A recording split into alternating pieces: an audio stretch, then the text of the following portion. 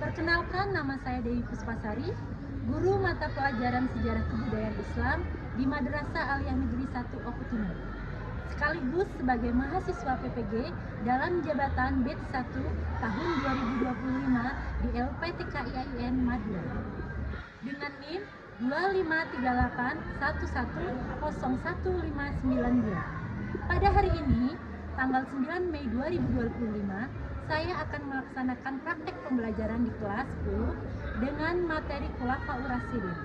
Bagaimana prosesnya? Mari kita saksikan videonya. Wassalamualaikum warahmatullahi wabarakatuh.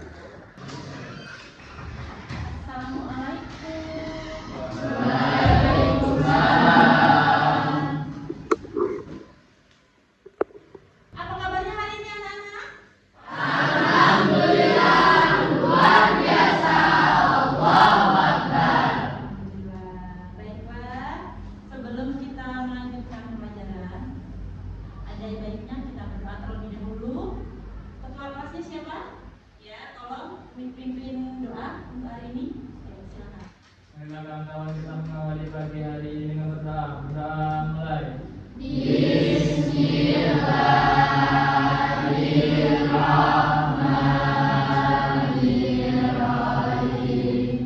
Alhamdulillahi Rabbil Alamin.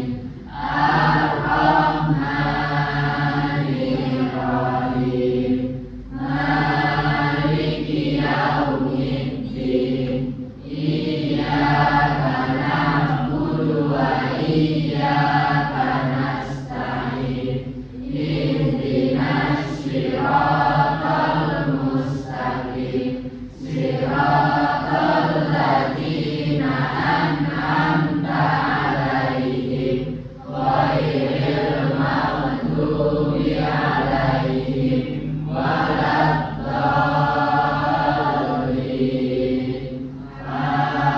Amin. Alhamdulillah. Sekarang Ibu akan mengabsen dulu ya.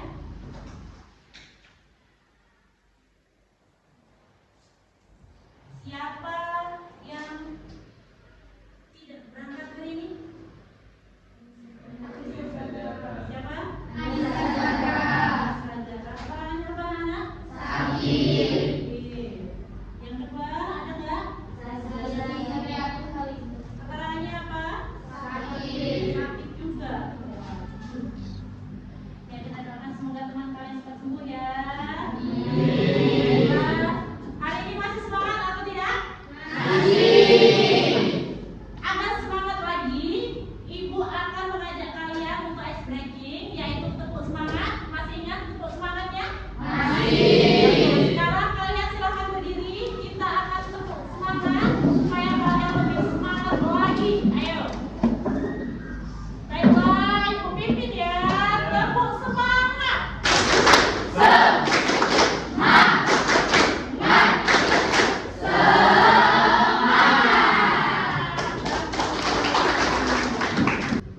Sebelum pembelajaran, Ibu ingin memotivasi kalian terlebih dahulu. Kalian pernah mendengar pepatah mengatakan, bersatu kita teguh, bercerai kita runtuh. Dari pepatah itu, penjelasannya adalah apabila kita melakukan sesuatu hal, itu dilakukan secara bersama-sama, dilakukan secara solid, itu akan mendapatkan hasil yang maksimal. Berbeda ketika kita melakukan sesuatu hal, kita melakukan sendiri-sendiri, tidak berdiskusi, itu pasti apa yang kita lakukan itu tidak akan mendapatkan yang maksimal. Itu yang dinamakan dengan bersatu kita teguh, bercerai kita runtuh. Hari ini materi kita itu Khulafaur Rasyidin. Tapi sebelum kita melanjutkan materi Khulafaur Rasyidin, Ibu ingin mengajak kalian flashback ke minggu lalu. Minggu lalu apa materi kita anak? Rasulullah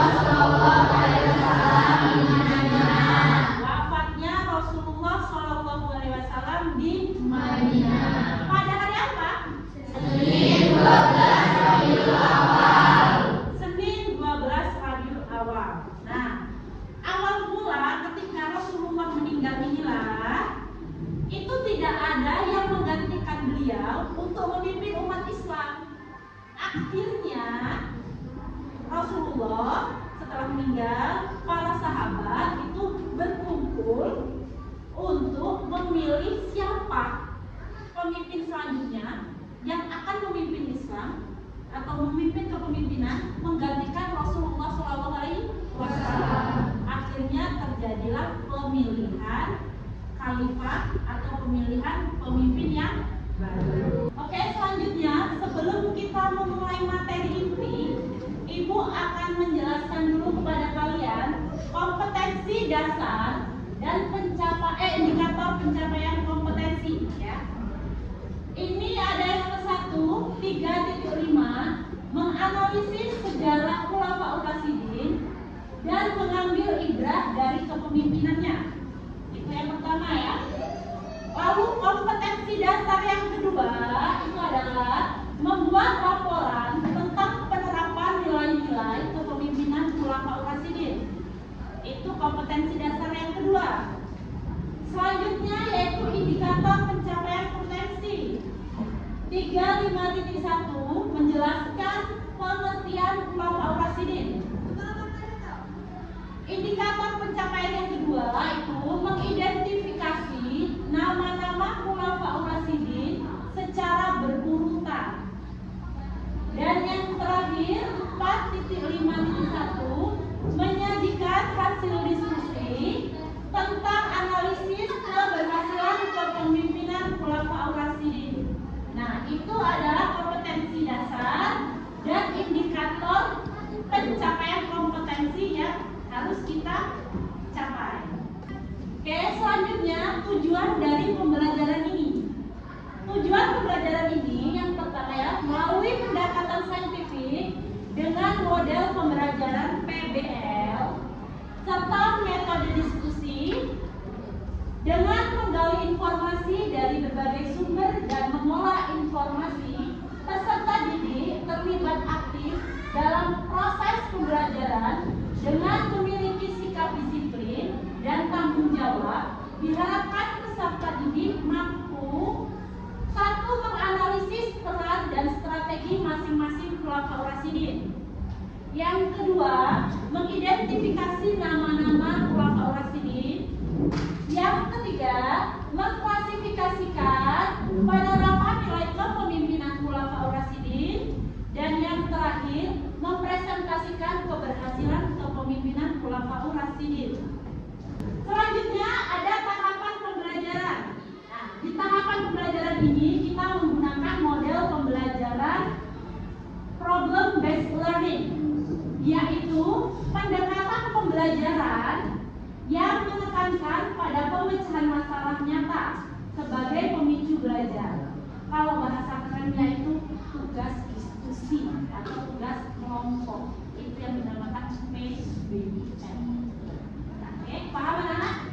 Oke. Nah, tahapan yang perlu kita lakukan itu yang pertama, orientasi siswa pada masalah. Itu yang pertama. Yang kedua, pengorganisasian siswa. Jadi nanti kalian akan dibentuk kelompok.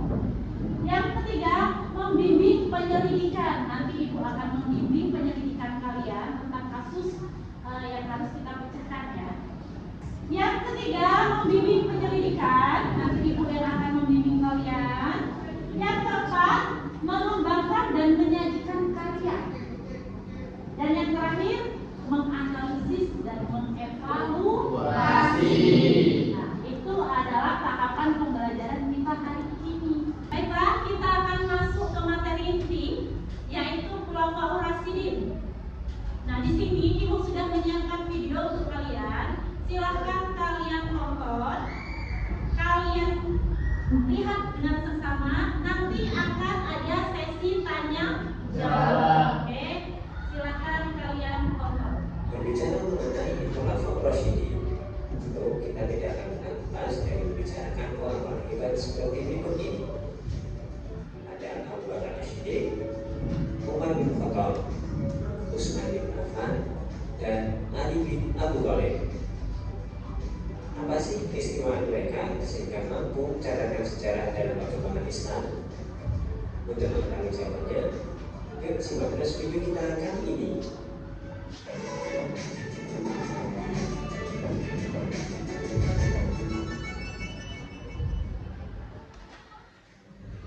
Sepeninggal baginda Nabi Muhammad SAW, maka kepemimpinan umat Islam dipegang oleh 4 sahabat Nabi yang paling berjasa, yakni Abu Bakar, Umar, Utsman, dan Ali. Hal ini bukan tanpa dasar, melainkan karena mereka merupakan pribadi-pribadi terbaik hasil didikan Rasulullah SAW secara langsung. Kita mulai dari Abu Bakar As-Siddiq. Abu Bakar dilahirkan di Mekah tahun 573 Masehi dari keluarga terhormat, tepatnya 2 tahun 1 bulan setelah kelahiran Nabi Muhammad SAW. Nama asli beliau adalah Abu Quhafa. Abu Bakar merupakan salah satu dari as-sabiqun al-awwalun atau orang-orang yang pertama masuk Islam. Ketika ia masuk Islam, seluruh harta bahkan jiwanya rela ia korbankan untuk membela agama ini. Ia diberi gelar As-Siddiq yang artinya yang benar oleh Rasulullah SAW, dikarenakan ia adalah orang pertama yang mengakui dan membenarkan bahwa Rasulullah SAW telah melakukan Isra Mi'raj, yang mana bagi orang-orang kafir Quraisy pada saat itu, perjalanan dari Masjidil Haram ke Masjidil Aqsa dilanjutkan ke Sidratul Muntaha dalam waktu hanya sepertiga malam saja merupakan suatu kebohongan yang besar. Semasa kepemimpinan beliau, umat Islam menghadapi banyak cobaan. Di antaranya, banyaknya orang-orang murtad atau keluar dari agama Islam, orang-orang yang enggak dibayar zakat, dan bahkan orang-orang yang mengaku sebagai nabi. Namun, dengan kebijaksanaan dan ketegasan beliau, semua masalah tersebut dapat diatasi. Yang selanjutnya ada Umar bin Khattab. Nama lengkap beliau adalah Umar bin Khattab bin Nufail bin Abdul Uzza. Ia dilahirkan di Mekah dari suku Bani Adi. Sebelum masuk Islam, ia merupakan orang yang paling ditakuti oleh umat Islam karena kemuliaannya. Namun begitu masuk Islam, justru sebaliknya, orang-orang kafirlah yang takut kepadanya, dikarenakan keberaniannya dalam pertarungan jiwa dan raga dalam membela agama Islam, sehingga ia pun dijuluki singa padang pasir. Umar juga memiliki gelar Al-Faruq yang diberikan Nabi SAW, dikarenakan kemampuannya dalam memisahkan antara kebenaran dengan kebatilan dalam setiap segi kehidupannya. Umar merupakan sahabat setia dan keras kepala, namun berhati sangat lembut. Ia sangat keras terhadap orang-orang kafir, namun lembut terhadap orang-orang yang baik. Semasa menjadi khalifah, ia selalu mendahulukan kepentingan masyarakat di atas kepentingan pribadinya. Dia berprinsip lebih baik tidak makan dan tidur di lantai daripada makan enak dan tidur di istana sementara rakyatnya menderita. Dalam kesehariannya, beliau sering berkeliling di rumah-rumah warganya setiap malam tanpa sepengetahuan mereka. Bahkan, ia juga menjadi penjamin pedagang dari gangguan para perampok. Ia pun tak segan untuk menyuapi seorang janda tua muda yang sedang sakit ketika ia sedang berpatroli malam. Itulah Umar bin Khattab, seorang pemberani namun berhati yang sangat lembut. Khalifah yang selanjutnya adalah Utsman bin Affan. Beliau adalah khalifah ketiga penerus Umar bin Khattab. Utsman merupakan seorang pebisnis yang ulung dan kaya raya, namun sangat dermawan. Ia tak segan mengeluarkan seluruh hartanya untuk kepentingan umat Islam. Misalkan saja, beliau pernah membeli suku. Baiklah, setelah melihat video ini tadi, apakah di antara anak-anak ada yang ingin ditanyakan? Oke, Abel, apa yang ingin ditanyakan? Siapa nama orang yang mengaku sebagai nabi pada masa kepemimpinan Khalifah Umar? Siapa nama orang yang mengaku sebagai nabi ketika masa kepemimpinan Abu Bakar As-Siddiq? Baiklah, itu pertanyaan dari Abel.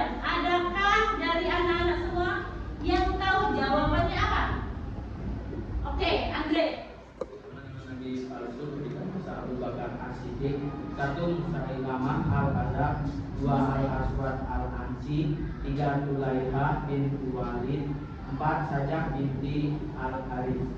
Ulangi yang pertama. Musailamah Al-Kadzab. Yang kedua, Al-Aswad Al-Ansi. Al-Aswad Al-Ansi. Yang ketiga, Tulaiha bin Walid. Tulaiha bin Walid. Yang keempat, Sajah binti Al-Harith. Sajah binti Al-Harith. Nah, itu 4 nama orang-orang yang mengaku sebagai nabi ketika setelah Rasulullah meninggal. Mereka ini mengaku mereka menggantikan Nabi Muhammad SAW. Sekarang ibu akan menjelaskan sedikit tentang Khulafaur Rasyidin kepada kalian. Kalian bisa melihat PPT yang sudah disiapkan ini. Yang pertama, Khulafaur Rasyidin, pemimpin agung umat Islam. Khulafaur Rasyidin terdiri dari 4 khalifah. Yang pertama, khalifah pertama setelah Nabi Muhammad SAW wafat. Mereka adalah Abu Bakar As-Siddiq, Umar bin Khattab, Utsman bin Affan, dan terakhir Ali bin Abi Thalib. Jadi mereka ini adalah pemimpin yang membentuk fondasi Islam setelah Rasulullah meninggal dunia. Selanjutnya, yang pertama itu Abu Bakar As-Siddiq, bisa disebut sang pembenar.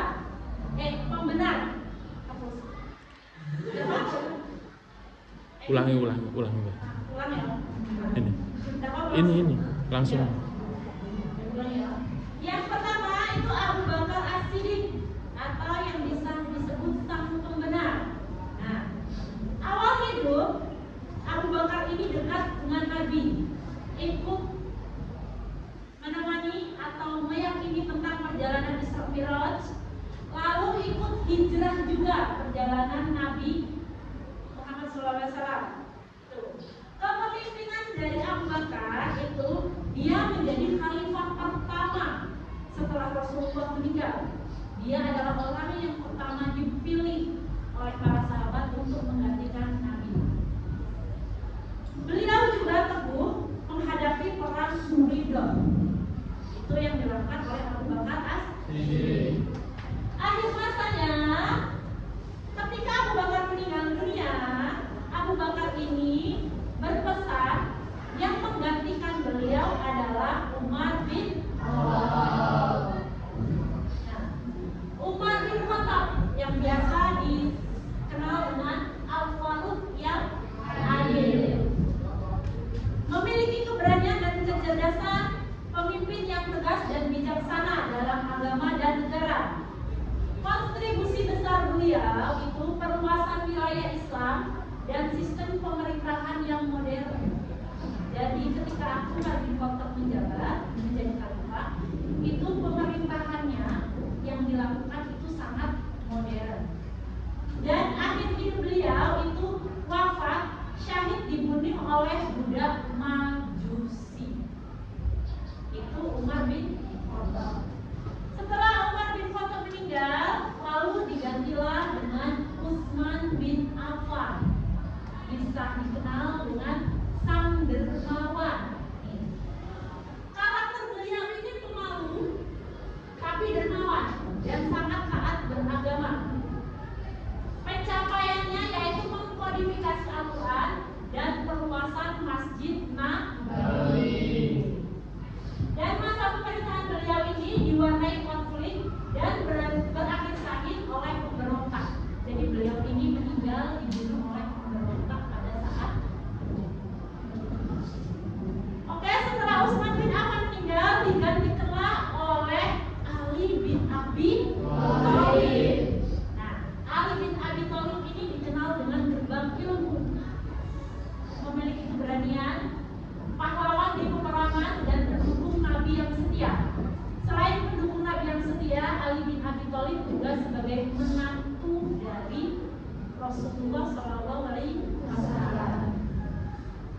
Konflik ketika Ali menjabat itu, masa sulitnya itu pada saat terjadi perang Jamal dan perang Siffin. Warisan ilmu itu dikenal sebagai sosok bijak dan ilmuwan Islam. Jadi Ali bin Abi Thalib ini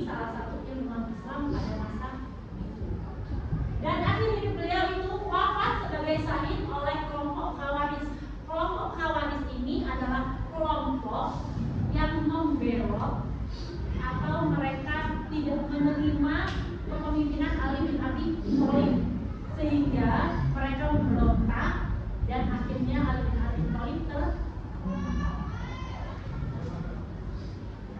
Nah, ini tadi ya, ada kisah-kisah inspiratif Khulafaur Rasyidin.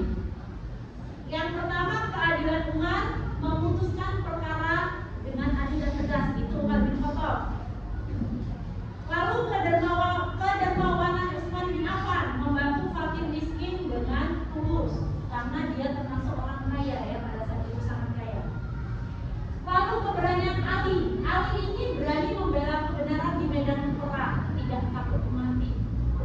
Dan yang terakhir yaitu kesederhanaan Abu Bakar, hidup sederhana meski menjadi pemimpin. Ini adalah yang PPT yang bisa Ibu jelaskan kepada kalian.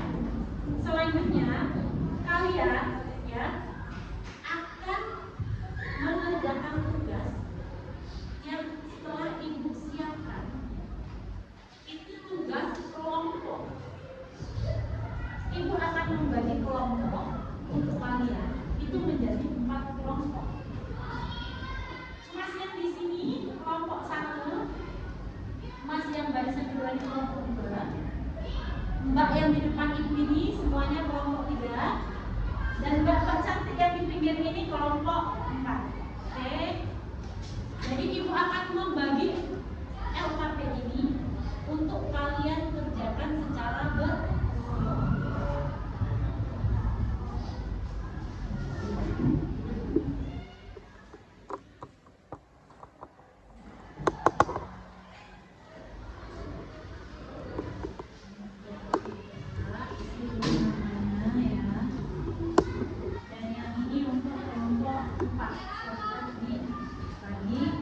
Kalian membentuk kelompok sedikit mendekat, boleh kursinya dipindah ke depan sini. Yang ini boleh menghadap ke belakang, dan yang ini boleh lebih mendekat lagi. Oke, silakan sekarang kalian kerjakan tugas yang telah Ibu siapkan untuk kalian.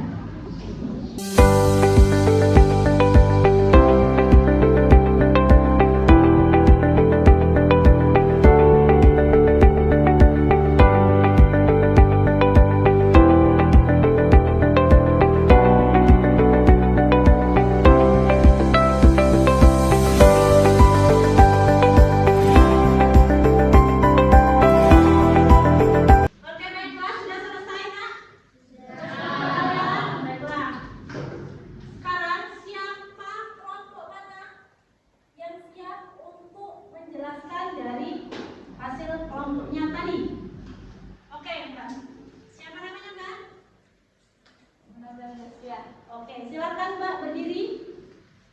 Bagaimana konteks sosial dan politik saat itu mempengaruhi proses pemilihan Abu Bakar sebagai khalifah? Jawabannya yang pertama, kekosongan kepemimpinan. Yang kedua, persaingan antar kelompok. Yang ketiga, pertemuan di khalifah. Yang keempat, stabilitas politik. Nomor 2, identifikasi nilai-nilai kepemimpinan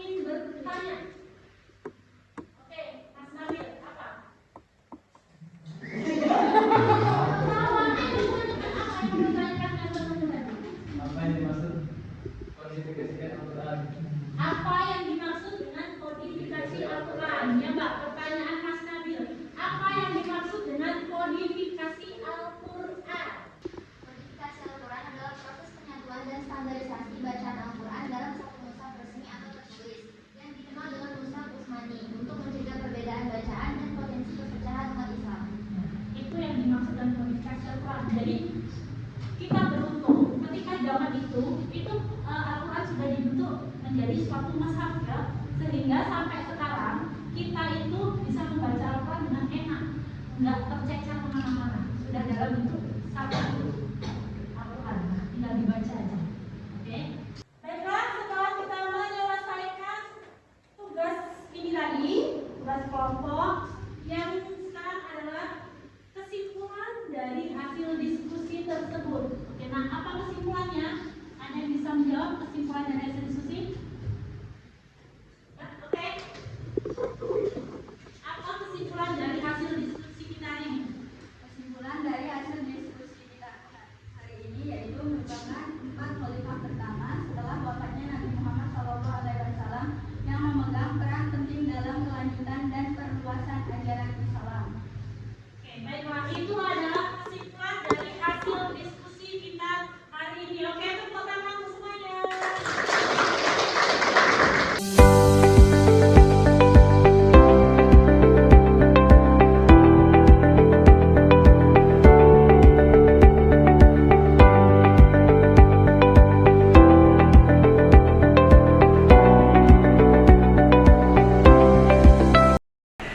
Oke, sudah selesai ya, anak? Baiklah, kalau sudah selesai, sekarang kumpulkan ke ibu lagi.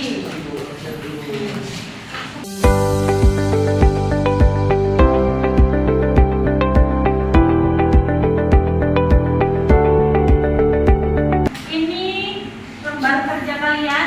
Ini nanti akan ibu periksa, akan ibu lihat mana yang memiliki nilai tertinggi, yang memahami materi hari ini, dan apabila ada temannya nanti yang nilainya lebih rendah, itu teman sebaya yang lebih mengerti akan membantu temannya yang belum mengerti atau belum tuntas sesuai dengan KKN. Baiklah, untuk materi hari ini alhamdulillah kita sudah selesai. Kita akan bertemu lagi minggu depan ya. Tapi sebelum itu ibu akan menyampaikan bahwa setelah semua khalifah meninggal dunia, itu secara otomatis tidak ada lagi pemimpin pengganti yang menggantikan Rasulullah ya. Itu tidak ada. Jadi kita orang muslim, walau tidak ada pemimpin lagi, tapi kita harus tetap meyakini, mempedomani Al-Quran dan hadis untuk menjadi pedoman dalam kehidupan kita sehari-hari. Kita harus tetap meneladani apa yang sudah dilakukan oleh Rasulullah. Kita harus mengikuti aturan dari Allah Subhanahu wa Ta'ala, dan kita juga harus mencontoh apa yang dilakukan oleh Rasulullah selama ini. Baiklah, sampai di sini ya pembelajaran kita hari ini. Ibu berterima kasih kepada kalian. Alhamdulillah hari ini lancar, kalian pintar, tugasnya selesai, nilainya juga bagus. Kita akan bertemu minggu depan dengan materi baru, yaitu Daulah Bani Umayyah.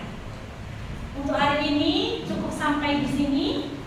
Kita bertemu minggu depan. Ibu akhiri. Wassalamualaikum warahmatullahi wabarakatuh.